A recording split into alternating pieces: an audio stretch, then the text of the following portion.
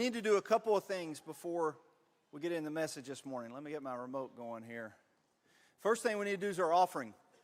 And so it's more of a reminder to give than actually taking up anything anymore. It's just a reminder that if you give the old-fashioned way, you can use the secure boxes that are kind of around the room, the collection boxes. You can drop it in there. And if you're giving electronically, the easiest way to give is actually that second one, the text giving. If you just text an amount to 931-218-6063, it'll pop back. If you've never done it before, it'll send back and ask you to create a username, password, and then it'll ask for your card information, and then you'll get a confirmation text saying your giving was successful. Once you've done that once, you're in the system, and you can actually save the number in your phone. I got it saved as Murray Hills Giving in my phone, and then when you're ready to give again, you just enter an amount, and it'll send back and say your giving was successful. So if you don't get a confirmation text, then you have to log in and make sure everything's set up the way it's supposed to be set up. But you can also give through the Church Center app, and you can also give through murrayhills.com/give, and you can manage all your giving through that platform as well. If you want to set up a recurring giving schedule, you can do that through that. It's called Simple Give is the platform we use, but you can set up a recurring giving schedule, change the amount you give, all that kind of stuff. The other thing that we need to do is I want to talk year in giving for just a minute. So we're less than a month away from this contribution. And if you're new to Murray Hills, we do this every year, like the second to last Sunday of the year is when we do year in giving. And we started this back in 2012 to fund this building we're in right now. So we kind of launched Year in Giving as a way to raise money as a capital campaign for this building. And then we kept doing it after the building was built because we wanted to pay down the debt. But around 2018, we started using Year in Giving a little bit differently. So we still put some money towards debt through it, but we started trying to help new ministries get launched, most of them in Murray County. But since 2018, I went back and looked this week, we've been able to raise $485,000 that's been donated to new ministry to get them off the ground. And we raised $65,000 for Crossroads to Home, which is a homeless ministry.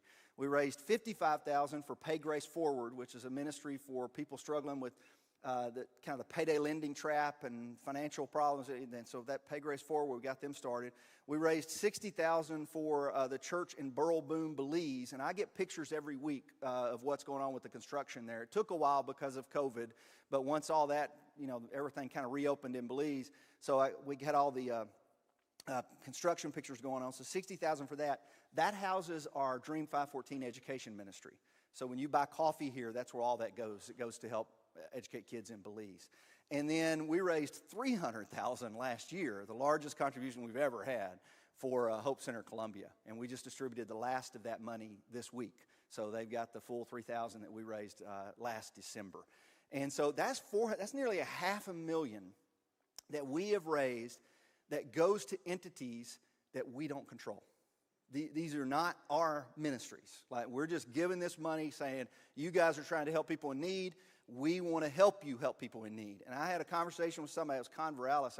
Had a meeting with him 2 or 3 weeks ago, and he was still talking about, this is 4 years ago we did Crossroads to Home, and he was kind of a big part of getting that started. And he said, without that contribution, we probably don't have this ministry today.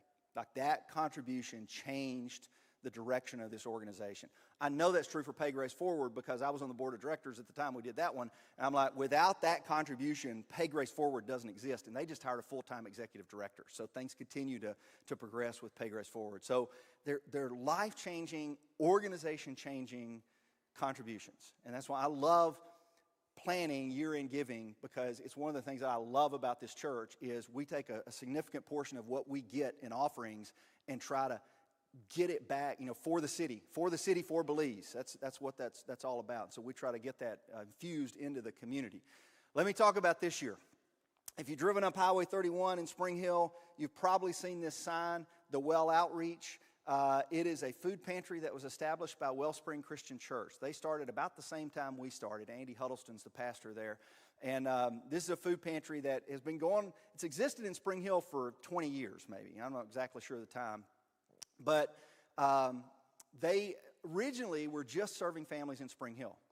And then within the last several years, they've started serving families in Columbia and really all of Murray County. And turns out 65 to 70% of the folks they help come from Columbia or further south in Murray County. And so they were getting ready to open up a new location in Columbia, and they had reached out to us because somebody told them, listen, Murray Hills has a big heart for the community, and if you're going to do something in Columbia, you really need to connect with Murray Hills. And so Ebony and myself and Tim and Sherry went up, and we met with Shelly, who's their executive director, and Tim and several of their team, and we got a tour of the facility, and it's an incredible facility. It's set up like a grocery experience. It's like, you set up like you're going to Kroger or Aldi or something like that, but it's an awesome, they got a food pantry. They do jet packs for students, and they serve every school in Murray County except maybe 2 or 3, and they do family coaching.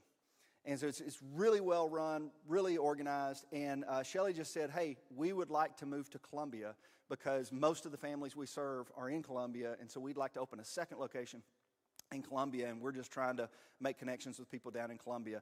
And that was about it. 2 or 3 months passed, and so I reached out to her again and said, hey, how's it going? Have you been able to find a location in Columbia? And she said, well, not in Columbia, but we found one in Mount Pleasant. And you remember the Fred's building in Mount Pleasant? It doesn't look like that anymore, but they've painted it. But the old Fred's building downtown Mount Pleasant, or near downtown Mount Pleasant. She's like, we're able to secure that location, 16,000 square foot. And we got it for about $7 a square foot. It's a lease that they've got, which is good. It's still a lot of money, 16,000 square foot for $7. Do the math. But she was like, and we think it's going to be a good location. To me, I'm like, it's a perfect location. It's perfect because you got a pantry established in Spring Hill. We got 2 in Columbia already with the Family Center and Harvest Share, and then you'd have another one established in Mount Pleasant. It's absolutely perfect. And guys, there's not enough places to serve the need in Murray County, even with the Family Center and Harvest Share here. I wish you could have seen on Friday, the Family Center did their turkey box giveaway. This parking lot was completely packed. I mean, slammed. I mean, you wouldn't believe the number of people here. It's that way when Harvest Share does their giveaway. There's a tremendous amount of food insecurity in Murray County. And you saw some, if you worked the pizza line at Not So Scary, you got to see some of it because there were people that were like, we come because this is our meal. Thank you for feeding us tonight. So anyway, they got this new facility. I went out there, toured that facility, met with their team again. I'm kind of doing a scouting mission, just curious what we could do. And they said, hey, Murray County gave us a big grant, and we're going to be able to use that grant for the build-out, but the stipulations were we can't use it for staffing, we can't use it for rent, and we can't use it for food. So here's the idea that I had, and I pitched to our elders.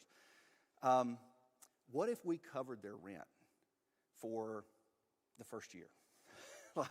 And that's a lot. We may not be able to do that much, but what if we, even if it was 10 months, 8 months, 6 months, what if we covered their rent and said, okay, guys, the first year of your establishment here in Murray County or in Mount Pleasant, we're going to help cover rent. So everything that you had allocated to rent or everything that you were going to have to raise for rent, because I know they were going to do a capital campaign for this, everything you were going to raise for rent, you can now take that money and put it into food.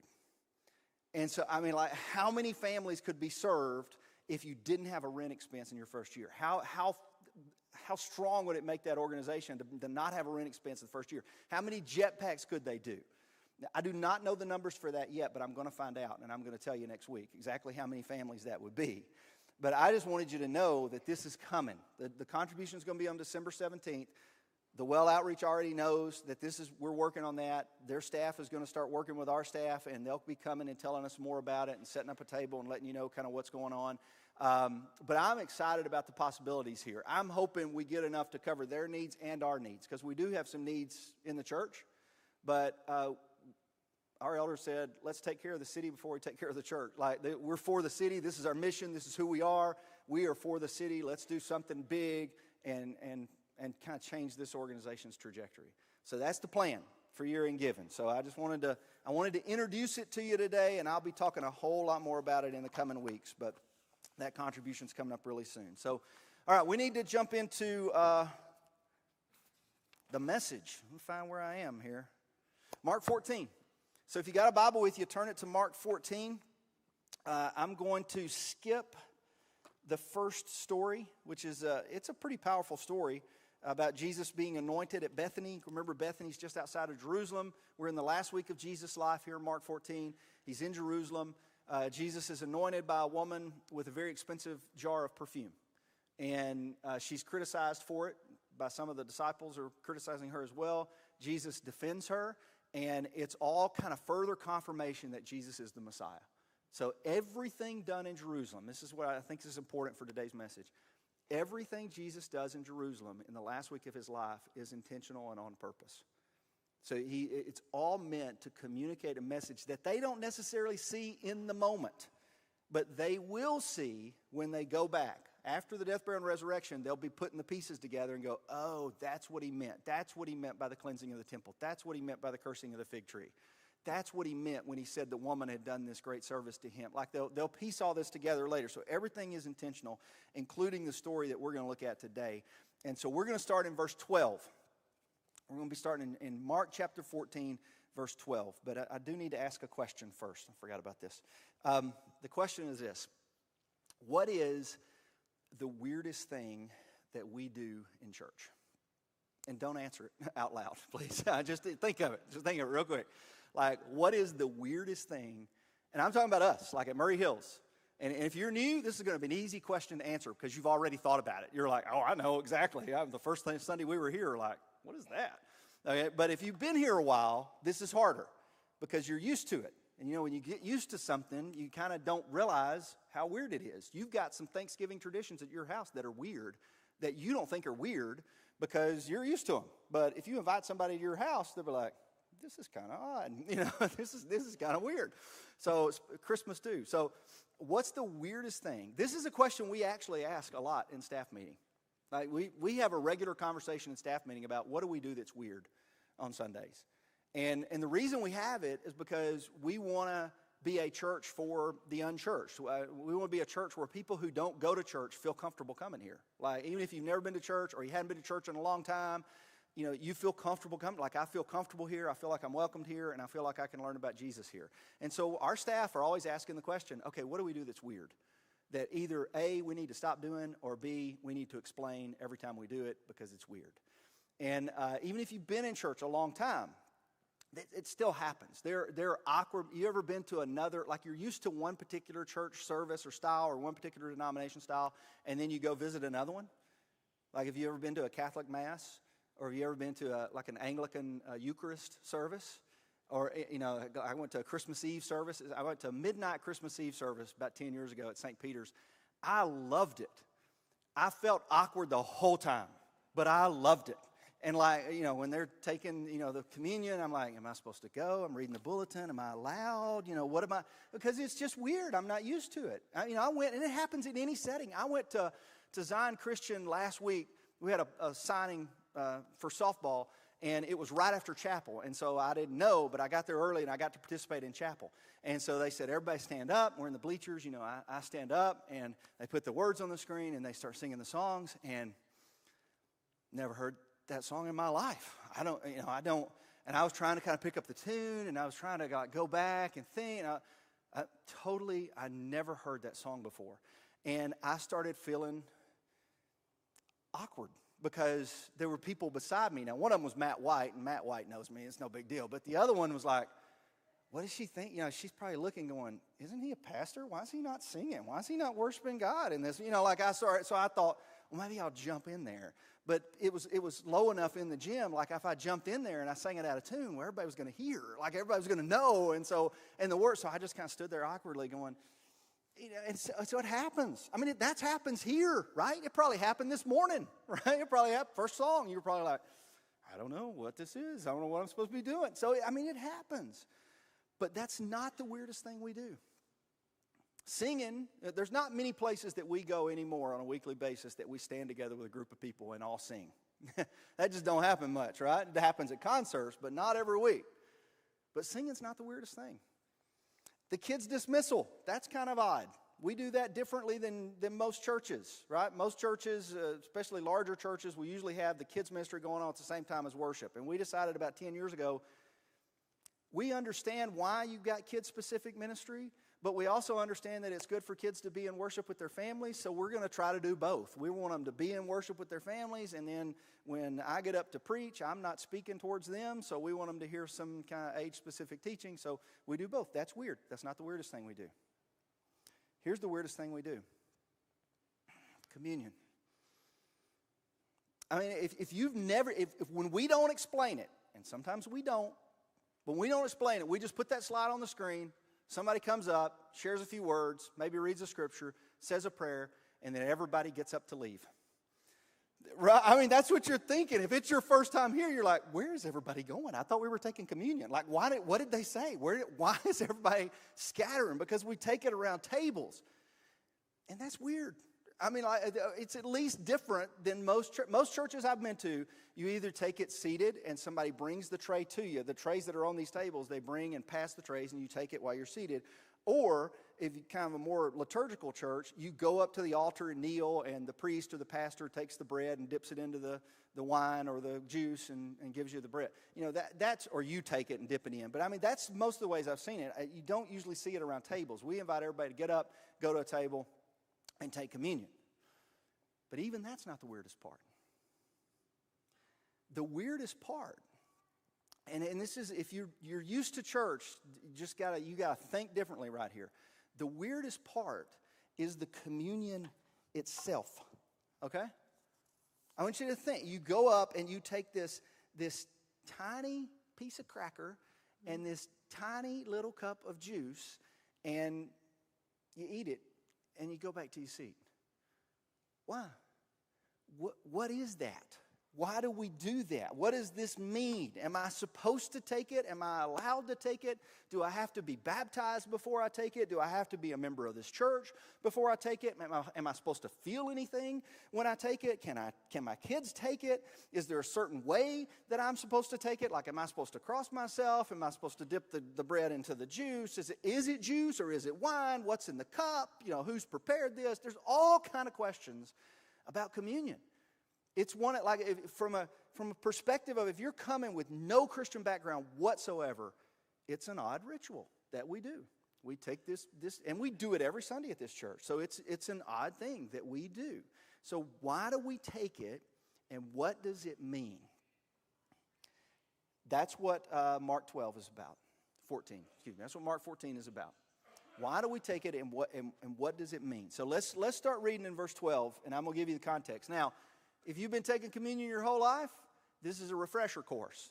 If you're brand new to Murray Hills, or you're watching online for the very first time and you're just kind of learning about some of this, this is an introduction. This is why we take communion. It's because of this story that Mark tells right here. It starts in verse 12. It says, on the first day of the festival of unleavened bread, when it was customary to sacrifice the Passover lamb, Jesus' disciples asked him, where do you want us to go and make preparations for you to eat the Passover? The Passover is a Jewish observance that goes back to the story of Exodus. So if you remember the story about Moses and Pharaoh and the 10 plagues. So, you know, the people of Israel were enslaved in Egypt. God raises up Moses to deliver them. Moses goes to Pharaoh, asks for their release. Pharaoh will not release them, so God sends the 10 plagues. And there's the plague of, you know, the water turns into blood, and the locust and the frogs, and, you know, there's all these plagues. Pharaoh will not relent until the last plague. And the last plague is the death of every firstborn son in Egypt. However, God instructs Moses to tell the Israelites to sacrifice a lamb, put the blood of the lamb over their door, and if the blood of the lamb is over their door, God will pass over their house and spare their firstborn.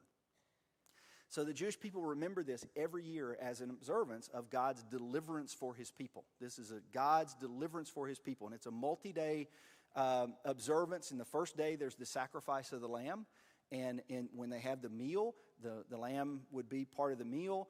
Unleavened bread would be part of the meal because they had to leave Egypt so quickly. They did not have time for the bread to rise, so unleavened bread. So all the symbols of this meal, it's a deeply meaningful practice that the Jewish people do. And Jesus would have grown up practicing this, and all the disciples would have grown up practicing this. So they know in Jerusalem the Passover's coming.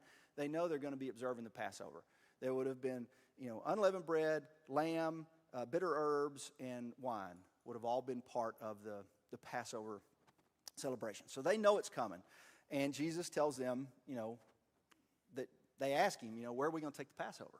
Where are we going to do this? Jesus tells them, verse 13, he sent 2 disciples telling them, go to a city and a man carrying a jar of water will meet you. Follow him. Say to the owner of the house he enters, the teacher asks, where is my guest room? Where may I eat the Passover with my disciples? He'll show you a large room upstairs, furnished and ready. Make preparations for us there. So the disciples left, went into the city, and found things just as Jesus had told them. So they prepared the Passover. Some people kind of make something of these passages right here. I just think Mark's kind of telling, here's how it happened. Jesus had made arrangements for them to observe the Passover in this room, this upstairs room. You ever hear people talk about the upper room or the Last Supper? This is what they're talking about. So he's prepared for them to take this Passover. Verse 17 says, when evening came, Jesus arrived with the 12, and while they were reclining at the table eating, he said, truly I tell you, one of you will betray me, one who is eating with me. They were saddened, and one by one said to him, surely you don't mean me. Some versions say, surely not I, Lord, surely not I. Now, we know from verse 10 that the person is Judas. So in verse 10, Mark tells us that Judas had already made arrangements with the religious authorities that he was going to betray Jesus, and he was going to have him arrested. He was just looking for an opportunity. So in this meal, Jesus introduces this betrayal, talks about this betrayal, and every single one of them individually say to him, you don't mean me, do you, Lord? Including Judas. As you imagine the shock among the disciples, especially those that don't know anything about this betrayal, their shock as to what is going on. We're celebrating the Passover, and you begin this celebration by talking about somebody's going to betray you. It's not me, it's not me. And even Judas looks him in the eye and says, it's not me. And so I kind of envision this, the tension and the shock in this room. I kind of envision Jesus kind of locking eyes with Judas in this particular moment. And he says in verse 20, it is one of the 12. One who dips bread into the bowl with me. The Son of Man will go about just as is written about him, but woe to that man who betrays the Son of Man. It would be better for him if he had not been born. And what's shocking about this is how serious Jewish culture takes table fellowship. We take it pretty serious too. When we invite someone to share our table, that is an act of friendship, that is an act of fellowship, that is an act of community and connection when we invite someone to share our table. But in the Jewish culture, inviting someone to share your table is an act of trust, really. Like, you remember how upset they got with Jesus that he was going to eat with sinners and tax collectors? Matthew invited him to his house and Jesus showing up is saying that he accepts Matthew and he accepts Matthew's friends. And so table fellowship is like this sacred trust that exists. And Jesus says this sacred trust is going to be broken. Matter of fact, if you follow the story, he sandwiches communion between stories of a betrayal and a denial. He talks about Judas, and then after this, he talks about Peter's going to deny him. So he's talking about this. He's predicting what's going to come. He's preparing them for what's going to come. And then he does this. While they were eating, Jesus took bread, and when he had given thanks, he broke it and gave it to his disciples, saying, take, eat, this is my body. Then he took a cup, and when he had given thanks, he gave it to them, and they all drank from it. This is my blood of the covenant, which is poured out for the many, he said to them. Truly I tell you, I will not drink again from the fruit of the vine until that day when I drink it new in the kingdom of God. And when they had sung a hymn, they went out to the Mount of Olives. That's what we call communion. Like that's it. Or some people, call it the Lord's Supper. If you want to get fancy, you can call it the Eucharist. But that's it. That's what Jesus did. What Jesus has done is taken the Passover and repurposed it and said, he put himself in the center of the story. The same thing he did with the temple, the same thing he did with the sacrificial system. The temple's going away, the sacrificial system's going away, the Passover itself is going away because Jesus is saying, I am the lamb that will be sacrificed for the forgiveness of sin. I am the bread that will be broken to sustain you and to bless you. I am the cup that is the covenant, the new covenant that will be poured out for the forgiveness of sins. And if you go to like Matthew's version of the story and Luke's version of the story, they mention that Jesus says, whenever you do this, you'll do it in remembrance of me. When you take this bread and drink this cup, you'll do this in remembrance of me. And it explains that it was for the forgiveness of sins. And so he's taken the Passover and not just changing the meaning of it, Christians won't continue to observe the Passover. We'll observe communion. Now, I don't think this was immediately obvious to the disciples. It couldn't have been.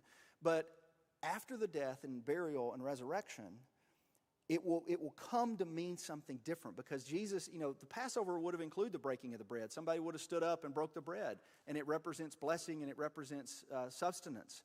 And Jesus says, literally, this is me. This bread is me. And he's referenced bread as a symbol all throughout the gospel.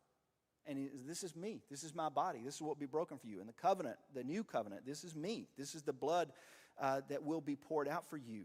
And so all of this is symbolic, the body broken and the blood shed on the cross. And after this, at some point, I don't know the whole history, but some point after this, Christians would have picked up this practice and would have begun to celebrate communion together. Now, I think it looked a whole lot like this right here. He says while they were eating. So I think the initial practice of communion looked very much like a meal. I mean, it would have been a meal. They would have gathered together in their homes for a meal, and it would have been a meal just like any other meal. There would have been talking, there would have been laughter, there would have been reflection. There may have even been tension, as there was in this meal. But at some point, somebody would have said, taken the bread and broke it and said, we do this in remembrance of the body broken for us. And someone would have taken the cup of wine and said, we drink this in remembrance of the blood that was shed for us. And that would be the practice of communion. It's likely they did it every time they gathered. We don't know for certain, but it's likely every time they gathered, which would have been Sundays because they remember the resurrection. But what we do know is that over the years, this practice evolved and changed with culture. And some of the changes were good, and some of the changes were bad. Like in some cases, the church tried to use communion as a way to communicate who was included and excluded in the kingdom of God. And you begin to have phrases like open communion and closed communion. Open communion means everybody's able to take it. Closed communion means only those who are a part of us, whether it's members or baptists, are allowed to take it. Some people would use communion as a way to identify who was worthy or unworthy in the kingdom. Like there's people who have felt, well, I can't take communion because I'm not worthy to take communion. I'm just a sinner. And the answer to that question is, it's a meal for sinners, not for saints. It is a meal for sinners. You know who took communion with Jesus? The one who was going to betray him. You know who took communion with Jesus? The one who was going to deny him. Every one of those people taking communion with Jesus would scatter when he's arrested. I mean, this is a meal. I mean, he is welcoming them into this meal. But we do know that throughout the years, the practice changed. And at some point, it must have become impractical for Christians to practice a full meal, because at some point, Christians began to move from homes into buildings, and the gatherings grew larger, where it wasn't just a small group of people gathering together, but it was a large group of people gathering together. And at some point, the meal became symbolic, which is that's what we do. Our communion, our practice of it is symbolic, and we begin to use tiny bits of bread and tiny cups. And churches did what churches do. We started to mess it up. And we started to argue over the specifics. And we started to argue over, should we take it every Sunday, or should we take it monthly, or should we take it quarterly? And should it be one cup, as it's clear that Jesus had the one cup? Should it be one, or can we have multiple cups? Or can we use unleavened bread, or can we use leavened bread? I mean, Jesus used unleavened bread, but that was connected to the Passover, so why would it matter if we used leavened bread instead of unleavened bread? So maybe we can fuss about that. Should the cup be filled with wine or grape juice? And that's a study that Google Welch's grape juice and just read about that history. It's a fascinating little history. For the great majority of time, churches used wine in communion. But Welch's was the beginning of the temperance movement, and he figured out how to pasteurize grape juice, and at the beginning, it was called Welch's unfermented wine. And you know why he did it? For communion, because he didn't think we should be using wine for communion, so he invented Welch's grape juice. So I just told you the history. You don't have to Google it. So it's fascinating. I'm so fascinated by that. But so different denominations begin to take communion differently. Some were highly formal, some were highly informal. Some treated it as sacred, some treated it as just a fellowship meal. Some even actually said the bread actually became the body, and the juice actually became the blood, which is a doctrine known as transubstantiation, which, again, you can Google that. Some thought it was just merely symbolic. And so we begin to mess it up and argue about it and fuss about it and worry about the specifics. And in some cases, it became a ritual that can happen sometimes with rituals. Rituals are good. We're getting ready to observe a lot of rituals in the next month, not only in church but in our families, things that we've done as families for years, things that we've done as Christians for years. But sometimes rituals can become ritualistic. So they can lose their meaning. Here's what didn't change over all these years. What didn't change is after Jesus did this, Christians continued to take bread and remember his body, and continued to take a cup, whether it was wine or grape juice, and remember the bloodshed for them. And they did it generation after generation after generation after generation. There's been nearly 100,000 Sundays since Jesus first did this. The words we're reading, thousands of Sundays have passed. And we sit here in 2023 still observing, still taking that. So it looks very different than the way they did it. But we still pause every single Sunday and remember that Jesus died for us on the cross. And that's why we do it. It's why we do it every Sunday. I don't think we have to. We choose to, because we think that's a central part of why we gather on Sundays, is to remember the death, burial, and resurrection of Jesus. And so we're gonna make that a part of every single Sunday, to remember the death, burial, and resurrection of Jesus. It's why we invite everybody to take it. We invite everybody to take it here. Whether you're a member here or not a member here, whether you've been baptized yet or you haven't been baptized yet, if you want to remember the death, burial, and resurrection of Jesus, you're invited to share a meal with us. How weird would it be, in the original meal setting, how weird would it be to invite people to a meal and say, now you can't eat because you ain't one of us. You can't eat. No, you would be welcome and invited to participate. And if you want to remember the death, burial, and resurrection, remember the death, burial, and resurrection. It's why we take it around tables. Because there is a communal element to communion. The table is symbolic of the meal. It's symbolic of the fellowship. Communion's meant to be something we do together, not individually. And we give a ton of flexibility for that. So there's people that like to gather with their families in the back and pray with their family and take it, or their spouse and pray and take it. There's people that like to talk during that time. And there's those of us that don't like to talk during that time. We just want to grab our communion and come back to our seat. There's some people that like to get it before the service starts, just so they've got it in their seat and they're ready. And that's fine. You can kind of have whatever you. Here's what communion's for. Communion is for remembering Jesus and the deliverance we have through his sacrifice. That's what it's for. And so however we want to do that, whether we do that in quiet reflection and prayer, whether we do that through songs and hymns, whether we do that through talking with people that we know share that common faith with us, that it's a time for us to remember this is what Jesus has done for us. And it may still be weird for you, and that's okay. But I hope that the more you practice it and the more you do it, the more it becomes a meaningful part of worship. So we made time in this service today for us to take communion together after reading about the establishment of it in Mark 14. My only regret is that our kids are already out of the room, because I think it's important for our kids to see it and to participate in it. So the kids are already in children's ministry, and we couldn't figure out a good way to bring them back in, send them out, and all that kind of stuff. But I wanted to do communion at the end. So we'll be back on our normal schedule next Sunday. But today, what I'm going to invite you to do with the rest of our time is I'm going to say a prayer. We're going to get up and go to the tables and take communion. Use this time however you want. If you want to pray in the back, if you want to talk with some people, if you want to come back to your seat and pray and reflect, use this time however you want. We're going to give you a few minutes to do that. And then Tiffany's playing 2 hymns that are a part of communion that will help us kind of focus in. So this is just a time for us to remember what Jesus has done for us and to thank him for the forgiveness of sins that we have through his sacrifice. So I'm going to say a prayer, and I'll invite you to take communion. Let's pray. Father, we are thankful for all these things we're reading about. We're thankful that we no longer have to go to a temple in order to encounter your presence. We can encounter you by praying right now because we have Jesus as a mediator. We're thankful that we don't have to go sacrifice a lamb in order to achieve forgiveness of sins, but we have the forgiveness of sins because Jesus, the lamb, was sacrificed for us. We're thankful that we have these symbols to remind us of what Jesus has done for us. That when we take this bread, we remember the body broken. And when we take this cup, we remember the blood shed.